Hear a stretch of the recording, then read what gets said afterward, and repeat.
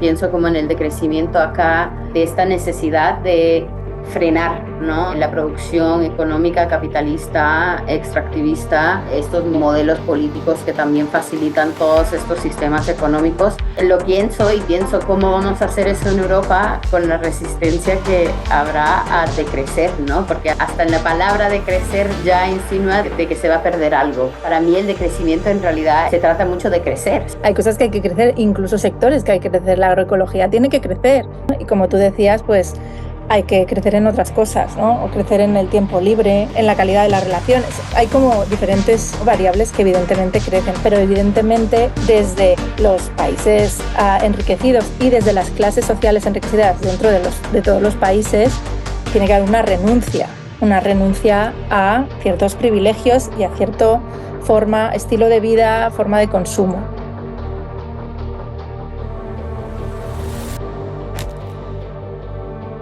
Bienvenidos todos a este nuevo episodio de Costerritoris. Mi nombre es Thalisa Soto, estoy basada en Barcelona, soy originalmente de Venezuela, pero llevo toda mi vida migrando entre continentes, entonces ahora estoy acá y estoy junto con Amaranta. Hola, Amaranta. Hola, yo soy Amaranta Herrero y nada, vivo en Barcelona también. Y nada, trabajo en el mundo académico. Soy investigadora de sociología ambiental. Ok, buenísima, buenísima. Creo que tendremos muchas cosas que hablar de esto. Quizás como punto de partida, ¿no? ¿Qué es la sociología ecológica? ¿Qué es lo que estudias? Vale. Y partimos de ahí, a ver. Vale, pues bueno, la sociología ecológica estudia las relaciones entre las sociedades y los ecosistemas o el resto del mundo vivo que lo sustenta y del cual dependen. Entonces, parte de la idea de que los problemas ambientales, los problemas ecológicos, no son solo problemas ecológicos, sino que tienen mucho que ver con cómo se organizan las sociedades, cómo se piensan las sociedades y, por tanto, también tiene que ver con cómo se transforman las sociedades, porque nos encontramos en un momento, como sabes, bastante crítico, ¿no? Sí. Y bueno, hay como muchos campos y una de las cosas que me enfoco y que es interesante son los conflictos, ¿no? Ujú. Ecológicos. Y entonces ahí hay pues una multiplicidad de comunidades, agentes sociales que consideran que cierta actividad económica o plan político pues representa una serie de impactos inaceptables, ¿no? Para sus comunidades, para la naturaleza, a nivel social, o no. Y un poco ese es mi campo, ¿no? Que creo que también, si quieres explicar un poco también lo que tú haces, porque creo que vincula un poco por ahí. Sí, sí, pues yo me formé como socióloga también, aunque mi campo era más dentro del campo de inmigración. Em, pero yo formo parte de una organización que se llama Collective Abundance, que apoyamos a grupos de base que trabajan en lo que nosotros nombramos como justicia climática, lo cual para nosotros es algo muy amplio. Y apoyamos a estas colectivas y comunidades con financiamiento y también con pues, otros apoyos de recursos, ¿no?, que tengamos, de organizar encuentros. Para nosotros como que el financiamiento es una parte del trabajo, pero lo más importante del proyecto realmente es tejer redes entre organizaciones y comunidades que están trabajando desde el territorio en muchísimos temas, ¿no?, que se cruzan y tratando también de enseñar de que todas estas cosas que se están trabajando también son una forma de justicia climática, de que la lucha de vivienda también es una forma de lucha de justicia climática, la lucha antirracista, la lucha, sabes, como que para obtener luz en la Cañada Real, sabes, todas estas luchas son luchas de justicia climática, aunque quizás el movimiento ecologista o las instituciones, organizaciones, quizás no lo reconozcan así, ¿no? Porque como que le falta lo ecológico, le falta algo científico, no sé, ¿no? Que creo que a veces como tú referías a esto de cómo la crisis no es solo algo ecológico, ¿no? Es todo lo social, es lo político, que creo que hasta en el movimiento nos falta ese reconocimiento de las cruces de las diferentes luchas, de las diferentes problemáticas. Entonces, bueno, trabajamos con eso y tenemos como el gran honor de estar conectadas con pues organizaciones que están haciendo cosas muy chungas y esto, sí. Súper. ¿Y cuál es tu, cómo tú te encontraste con, o sea, tú cómo acabaste ahí, ¿no? Como cuál es el origen de tu historia, ¿no? En relación a estos temas. Sí, pues yo llevo ya, a ver, mm, más de 10 años, a ver cuántos años tengo, sí, haciendo trabajo de activismo, trabajo político, ya desde que venía de los Estados Unidos estaba haciendo esto allá. Y pues llevaba muchos años haciendo activismo de justicia climática, pero em, siempre como que tratando de enseñar estos cruces, ¿no? De la lucha antirracista y, bueno, en mi caso específicamente lucha antirracista, lucha feminista y cómo esto se juntaba y cómo necesitábamos esas perspectivas dentro de los movimientos ecologistas. Entonces ahí también llegué, ¿no? A conceptos que después le empecé a poner palabras, ¿no? Como ecofeminismo y este tipo de cosas, pero que en realidad en ese tiempo, eh, no sé, no lo hablábamos así, ¿no? Entendíamos que las cosas eran interseccionales, pero no le poníamos eh, esa cosa. Entonces yo por muchos rumbos de la vida. Llegué hace unos años a trabajar con unas fundaciones que querían pues ver cómo mejor apoyar o cómo financiar a grupos de base de justicia climática y entramos nosotros, pues nuestro equipo, con la propuesta de que no sentíamos que las financiadoras lo podían hacer ellas mismas porque faltaba un puente a lo que es el territorio, a la base y propusimos, bueno, y si nos metemos nosotros entre medio para canalizar un poco los recursos y así terminé en esto, aunque el mundo de la filantropía es rara para mí. ¿Y tú cómo llegaste pues, a tu campo de estudio en la academia? ¿Cómo has llegado a esto? Pues bueno, por una parte, mm, claro, yo nací en una familia de padres ecologistas, ¿no? Mi madre era muy ecologista, íbamos a manifestaciones y tal cuando era pequeña. Y entonces, pues de alguna manera, pues yo creo que la socialización hizo un poco algo, ¿no? Y después lo que pasó, bueno, yo creo que fue siendo la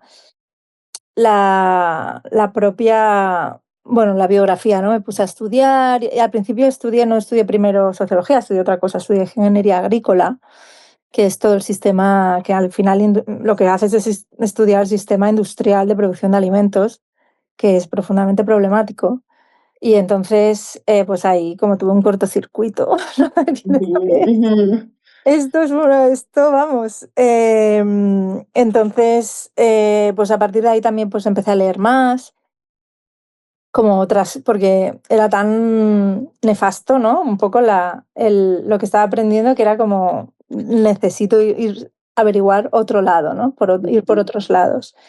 Y luego, pues bueno, de casualidades de la vida, pues me puse, bueno, me surgió la posibilidad de irme a Ámsterdam a, bueno, es que yo he echado muchas vueltas, ¿eh? O sea, entonces me fui a Ámsterdam a trabajar en una organización de activistas autónomos que se llama ACID Europe, que todavía existe, Y entonces Les hacíamos... conozco bien.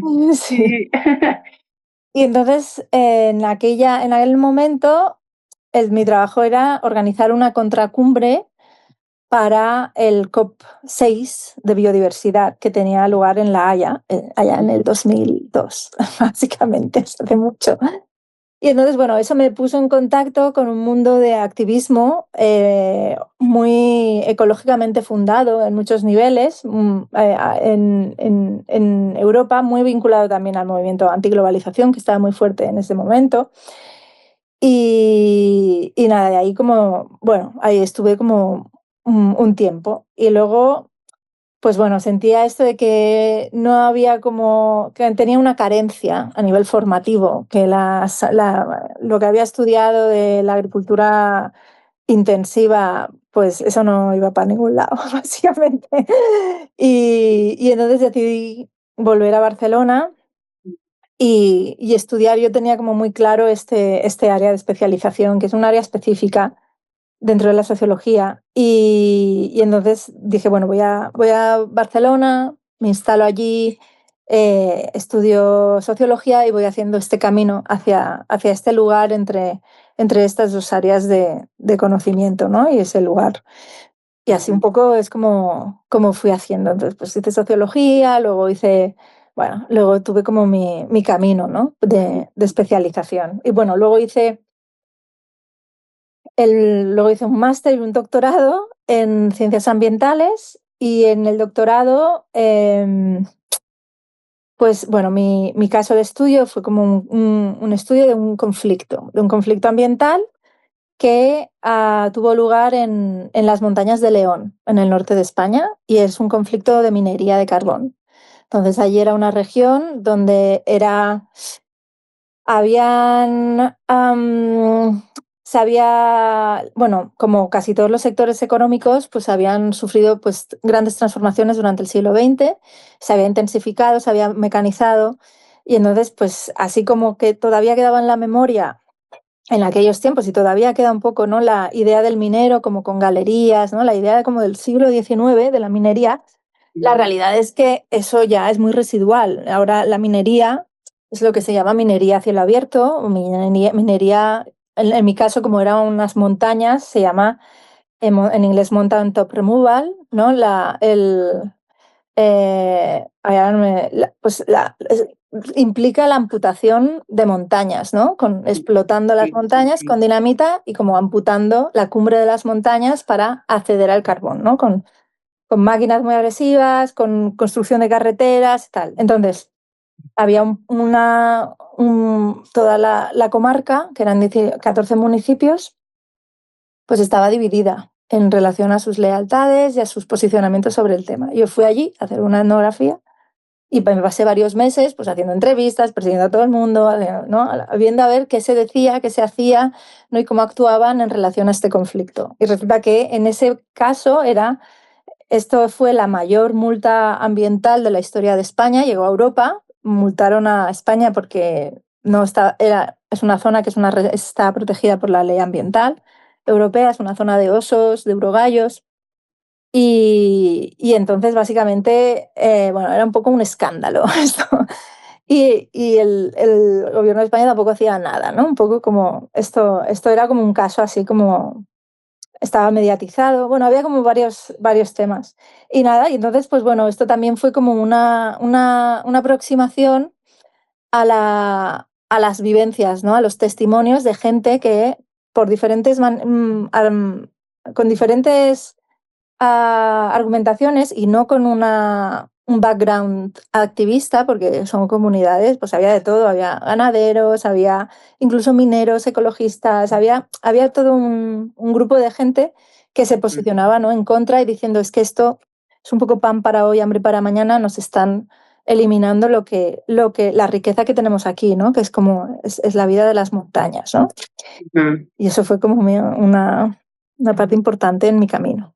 Sí, sí.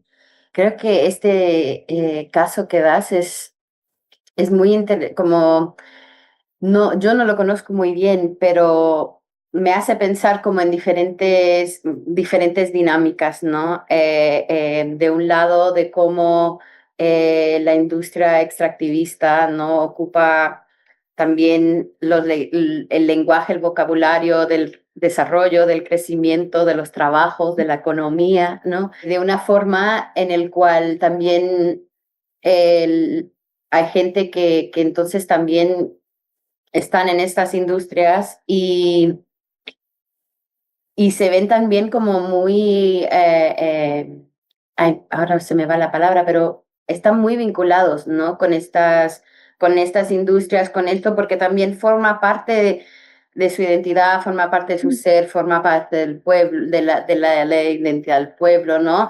Y encima también lo perciben como una necesidad económica, ¿no? De que se tiene que tener esto porque todos necesitamos trabajo. Y que creo que es algo como una dinámica bastante difícil, creo que, de tratar de sobrepasar, ¿no? Cuando hoy que queríamos como hablar un poco de crecimiento, de estas cosas, pensando en el decrecimiento, ¿no? A lo que se va a necesitar hacer también a nivel de esto, que vamos a tener que hacer, trabajarla, ¿no? Vamos a tener que, desde los movimientos ecologistas, vamos a tener que trabajar con la gente en estas industrias, si hablamos de transición, si hablamos de crecimiento, ¿no? Y cómo navegamos estas tensiones, cómo tú lo vistes en este caso que estabas allí. Claro, es un poco lo que has dicho, ¿no? Allí era, claro, llevaban más de 100 años de historia de minería de carbón, es una identidad muy fuerte, muy articulada alrededor de la muerte, porque hay gente de la comunidad que muere y eso une mucho a la comunidad, ¿no? Mm, Entonces era como muy... Y entonces era esta imposibilidad, y de eso iba mi tesis, ¿eh? De las resistencias a la transformación ecológica, ¿no? De cómo, un poco como en cómo se manifestaban, ¿no? Un poco estas resistencias. Por una parte también hay, o sea, hay una mezcla, ¿eh? Por una parte es como el vínculo a una identidad antigua, porque esa identidad a la hora de la verdad ya no existía, porque se había transformado las formas de la minería. Era esa identidad del principio del siglo XX, no la identidad de los operarios de máquina. O sea, ya no, ¿sabes? Como había como una especie de nostalgia, de un apego a una identidad que ya no era. Un poco, o sea, que claro, esto no sé cómo se trabaja, pero esa era no, las formas, los hábitos, las formas de hacer los trabajos habían ido cambiando. ujú, Entonces, pero la identidad todavía era aquella que acompañaba aquellas formas de vida, aquellos trabajos, ¿no? O sea, que ujú, había como un desfase temporal, ¿no? En relación a la identidad. ujú, Y luego había como una cosa de interés económico muy fuerte, porque la empresa que articulaba toda la comarca y todo el carbón, pues tenía como raíces muy profundas dentro de la sociedad de allí también, ¿no? Entonces, en el caso concreto de la minería de carbón, ya se hicieron unos planes de reconversión, de transición ecológica, ya se hizo esto existe desde los años 90, o sea, bueno, muchas décadas de transición.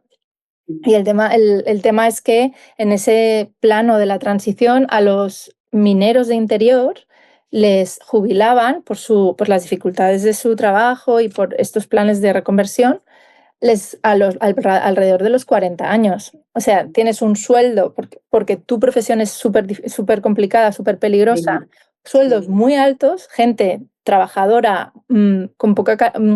no con poca, gente de clase trabajadora con sueldos muy altos por la peligrosidad de sus trabajos que se jubilaron a los 40 años, ¿no? Entonces, claro, también había una estrategia de los sindicatos de alargar este chicle, ujú, porque es un poco la gallina de los huevos de oro, que ¿no? A los 40 años te jubilan con un súper sueldo, pues oye, ni tan mal, pues a ver cuánto podemos estirar. Entonces, había un interés también, o sea, aquí no, la gente, las diferentes actores sociales tienen intereses propios, ¿no? Entonces, la empresa le interesaba eso, mantener a los sindicatos y a los trabajadores alineados, ¿no? Los trabajadores les interesaba mantener el chiringuito lo máximo posible, ¿no? Y ejecutaban, esto es lo que yo viví, ejecutaban, y pasa muchas veces también, sobre todo, pasa en diferentes lugares, ¿no? Y se ve mucho, terriblemente en el sur global, pero lo que hay son amenazas a quien hable en contra o a quien manifieste opiniones, y eso yo también lo vi, ¿no? La gente que se, que se manifestaba en contra de la minería a cielo abierto, lo que pasaba es que, bueno, ataques directamente, pues a un ganadero le tiraron como un cóctel molotov a la cuadra donde estaban sus animales, ¿no? Pues no prendió o le pintaron los caballos, ¿no? Con insultos y tal,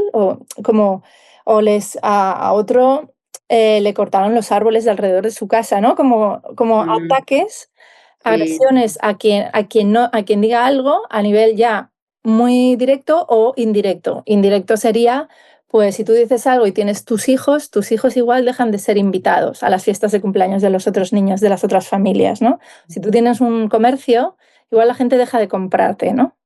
Como un tipo de control social, porque en las comunidades más pequeñas también hay más control social, Sí. ¿no? Para mantener como una cultura del silencio, ¿no? Y que sigan con ese status quo, ¿no? Eso es un poco lo que yo vi.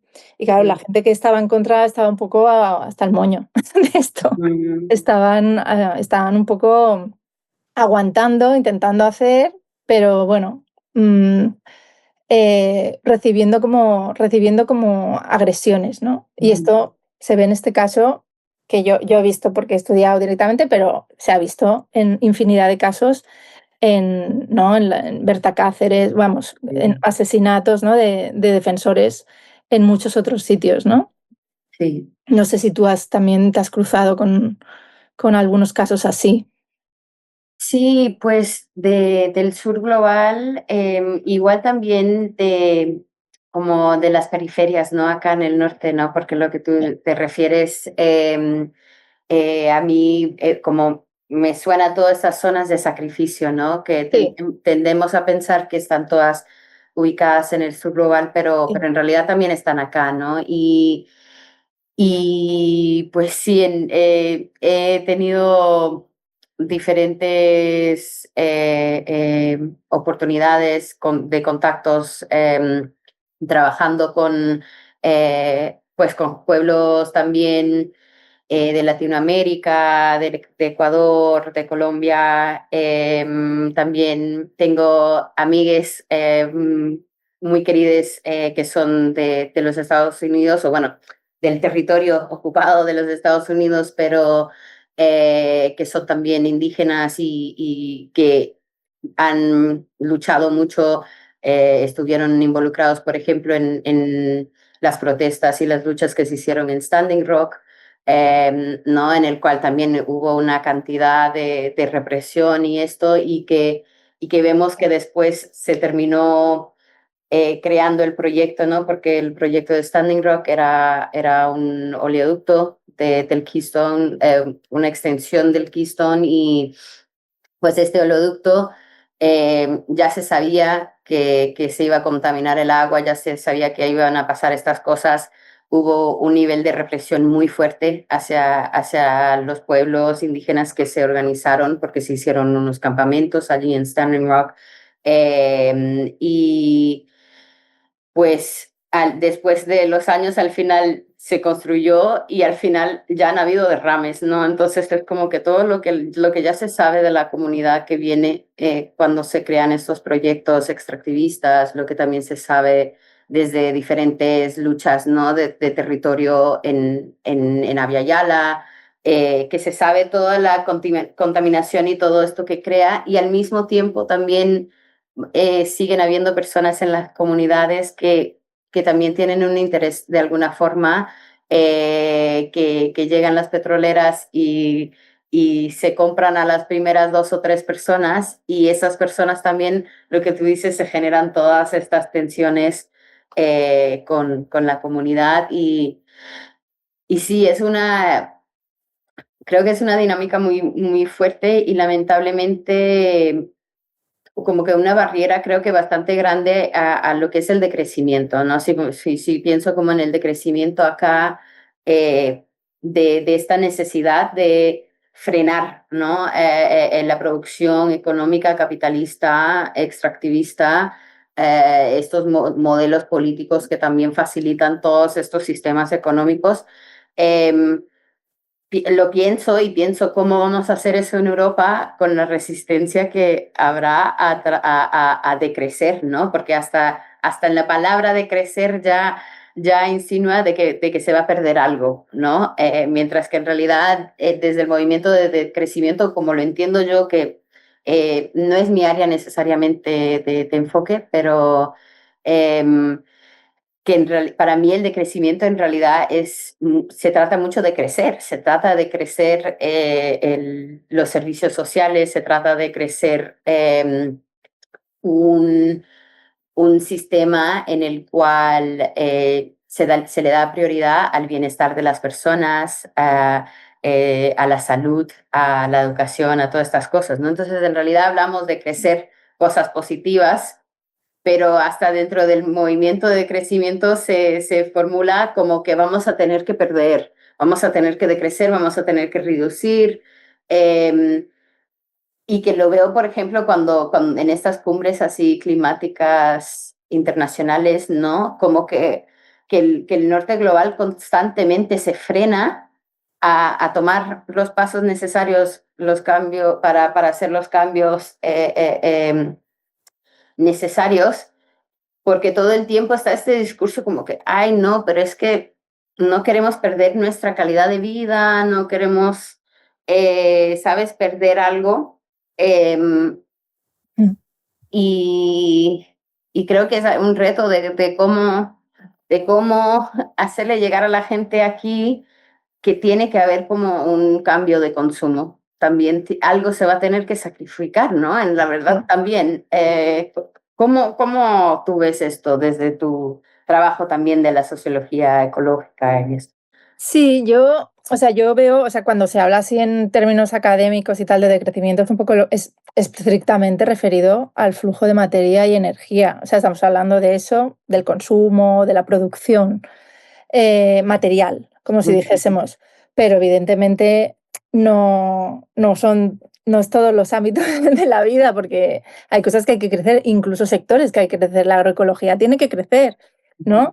O hay como, o sea que yo creo que la palabra es como en términos absolutos referido a eso exclusivamente, ¿no? Y como tú decías, pues hay que crecer en otras cosas, ¿no? O crecer en el tiempo libre, igual, ¿sabes? O, ¿no? Como en la calidad de las relaciones. Hay como diferentes, ¿no?, variables que evidentemente crecen. Hay gente que de hecho, en vez de hablar de decrecimiento, no sé si era así, pero hay como le hablan de la cultura del, eh, no sé si es mejor con menos, ¿no? Algo así como intentar ujú, poner el acento no solo en la cantidad, que es lo que tiene la palabra de crecimiento, sino en la calidad, ¿no? Que es como, ujú, bueno, tenemos que inventar otra cosa, ¿no? Pero evidentemente yo estoy de acuerdo contigo, que ujú, dices en esto de que cuando hablamos de decrecimiento material, a nivel material, hay que desde los países enriquecidos y desde las clases sociales enriquecidas dentro de todos los países, tiene que haber una renuncia a ciertos privilegios y a cierto estilo de vida, forma de consumo, ¿no? Que es un poco aquí los aspectos problemáticos, ¿no? ujú, Los viajes en jet privado tienen que decrecer, ¿no? Incluso los viajes en avión tienen que decrecer, ¿no? Los viajes en tren tienen que aumentar, ¿no? Como un poco este es y la calidad, ¿no? Pero igual también es repensar lo que significa viajar, ¿no? Y sustituir la figura del turista de consumo rápido de lugares por la, mm, por la, por la figura del viajero, del mochilero que está un buen rato en cada sitio y se empapa un poco más de los lugares, ¿no? Y también va a menos lugares, ¿no? O sea, ujú. como para mí, cuando hablamos del decrecimiento, tiene que ver un poco con esto. Y claro, Mm, no en todos los lugares tampoco se tiene que haber un decrecimiento material. Hay algunos lugares, algunas sociedades, pues que están en la miseria. Entonces, yo creo que es un concepto que hay que como contextualizar muy bien dónde se aplica y cómo se aplica y a qué se refiere, ¿no? Exactamente. ujú. Sí, sí, creo que ahí también apuntas algo como muy importante, ¿no? Porque por lo menos yo cuando he visto conceptos así de crecimiento, quizás no tanto en la academia, yo que no estoy en la academia ya, ¿no? Como que lo veo más de cómo se habla en los espacios Mm, activistas, espacios comunitarios y esto, de que como que asume mucho de cómo están las cosas acá, asume mucho de que no hay esas zonas de sacrificio, esas zonas ya, de precariedad intensificada, de violencias estructurales y esto en el cual no creo que es como una tensión de que si hablamos del decrecimiento del norte global, tenemos que ser específicos de qué partes del norte sí, global, porque hasta en eso, eh, ¿no? Como también yo que también escucho del decrecimiento, ¿no? Desde el punto los discursos activistas, ¿no? Que también hablan de qué hacemos entonces nosotras, qué acciones tomamos nosotros individuos para tener un estilo de vida de decrecimiento, ¿no? Y estas cosas y pienso, pero ¿cómo le pediríamos, por ejemplo, a una persona migrante sin papeles que está trabajando, currándose 12 horas al día, trabajando en trabajos súper explotadores y esto que piense de cómo vivir una vida más decrecida, de que cómo esto, ¿no? Como que tenemos que también como tener una escala, no una escala, pero en nuestro entender, saber de que también hay muchas situaciones muy violentas y muy fuertes acá, que también son completamente invisibilizadas y, y que creo que es una tensión, ¿no? Porque se necesita hacer esto acá.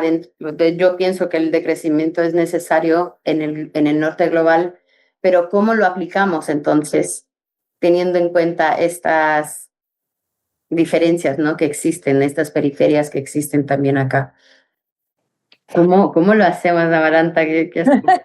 Pues bueno, ahí está la pregunta. Bueno, yo sí que soy partidaria mucho o sea, que el cambio individual pues está bien, abre caminos, sobre todo a nivel cultural. Ujú, Sirve también de laboratorio, ¿sabes? Puede ser muy creativo, pero yo aquí soy fuertemente creyente. Yo estoy o sea, yo pienso que aquí hay una responsabilidad colectiva de tener políticas que apunten y que cuiden a los sujetos más vulnerabilizados, ¿no? ujú, Para mí ahí está el reto, quiero decir, tú tienes que hacer una norma general hacia dónde quieres ir y luego tener en cuenta elementos que te permiten identificar situaciones donde esa norma no va a ser posible que sea, por lo que sea, ¿no? Que se pueda cumplir y pueda ser flexible y acoger, ¿no? De otras realidades que no pueden, que no pueden, ¿no? Entonces, para mí, pero vamos, creo que estamos un poco lejos de ese ujú. ¿no? Nos falta un poco. Nos falta un poco. Sí. Pero, por ejemplo, ¿no? Yo que trabajo mucho en tema de alimentación, pues mira, en tema de alimentación se ve muy fácil y a la vez, o sea, se ve muy fácil y lo de que hay que hacer es difícil, ¿no? Que es, o sea, en el sistema alimentario, un sistema más ecológico, localizado, con cadenas más cortas, es lo deseable para la gente y para el planeta. Pero suele ser, ¿no? Pues los sistemas de producción ecológicos y agroecológicos son más caros, porque lo que es barato es meterle tóxicos y mierda a la comida. Ujú, Y entonces esa es la comida más está al alcance, más universalizada. Lo que hay que cambiar es ese criterio, no darle dinero y facilitar como que la comida que tenga venenos, pues que sea más cara y que la que sea más sana y tal, sea la más accesible. Y esto, ¿no? Sí. ¿No? O que eliminar el IVA ¿no? O sea, hay maneras como Ujú, de sí. reducir el precio de las opciones más deseables, ¿no? Para que puedan, no solo estén al alcance de quien se lo pueda pagar, o incluso quien se pueda organizar para hacerlo barato, como las cooperativas de consumo. Yo estoy en una cooperativa de consumo que así abaratas los costes y es una estrategia, pero no todo el mundo puede organizarse tampoco, ¿sabes? Sí, Pero sí. entonces es que lo que tiene que pasar es que cambie los criterios, que ese sea la comida que esté disponible mayoritariamente, ¿no? Que Sí, cambie, que sea la que sea más barata, la que sí. sea más accesible para todo el mundo, ¿no? Eso sería lo ideal, pero ahora eso Ujú. implicaría cambiar la política europea de agricultura, o sea, implicaría como muchas cosas y mucha gente que impulse eso de forma mayoritaria, que no es lo que está pasando, ¿no? Entonces, Sí. bueno, pues ahí es un poco para mí Ujú. los retos, ¿no? Sí, sí, sí. Creo que me quedo como con esto que dices de los cuidados también, ¿no? Porque para mí, bueno, el alimento es como un cuidado, ¿no? Es como, es lo básico, la alimentación, la vivienda, este tipo de cosas, ¿no? Y de tener que reformular como las prioridades también políticas y de nuestras sociedades a enfocarnos en el crecimiento de estos cuidados, ¿no? En el crecimiento de las cosas que van a ampliar nuestro bienestar, más allá de esto. Solo que como hemos ya dentro del capitalismo vinculado tanto nuestro bienestar con, con nuestro bienestar económico, es decir, cuánto dinero tienes y eso dicta tu bienestar, ¿no? Tenemos que como que también hacer mucho trabajo de transformar, creo que esta forma de pensar y de visibilizar y darle valor y prioridad a estos cuidados, ¿no? A lo que es cuidarnos entre comunidad, a lo que es tener buena comida, a lo que es tener un lugar seguro donde puedas pasar la noche, ¿no? ¿Sabes? Es como que este tipo de cosas me quedo pues con muchas preguntas aún, pero con esa esperanza de que nos movemos a un lugar donde centramos más estos cuidados. Pues muy bien, pues con esto cerramos la sesión de hoy. Muchas Sí, gracias a todo el mundo por escuchar y hasta la próxima. sí, muchas gracias, Amaranta.